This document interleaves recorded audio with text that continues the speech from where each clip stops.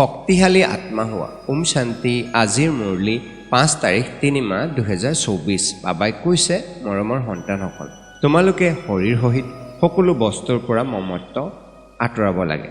যেতিয়া তোমালোকৰ আত্মা পাৱন কৰ্মটিত হৈ যাব, তেতিয়াহে ঘৰলৈ যাব পাৰিবা। প্ৰশ্ন: আত্মাৰ কোনটো কথালৈ বহুত ভয় কৰিব লাগে আৰু সেই ভয় কাৰণ কি? উত্তৰ: আত্মাই শৰীৰ ত্যাগ কৰিবলৈ বহুত ভয় কৰে, কিয়নো আত্মাৰ শৰীৰৰ সৈতে মমত্ব হৈ গৈছে। যদি কোনোবাই দুখৰ কাৰণে শৰীৰ ত্যাগ কৰিব বিচাৰে, তথাপিও তেওঁ পাপ কৰ্মৰ শাস্তি ভুগিবলগীয়া হয়ে। সংগমত তোমালোক সন্তানসকলৰ কোনো ভয় নাথাকে। তোমালোক আৰু বেছিকৈ আনন্দিত হোৱা যে আমি পুৰণা শৰীৰ এৰি বাবাৰ ওচৰলৈ যামগৈ। ওম শান্তি। ধাৰণাৰ বাবে মুখ্য সাৰ: 1.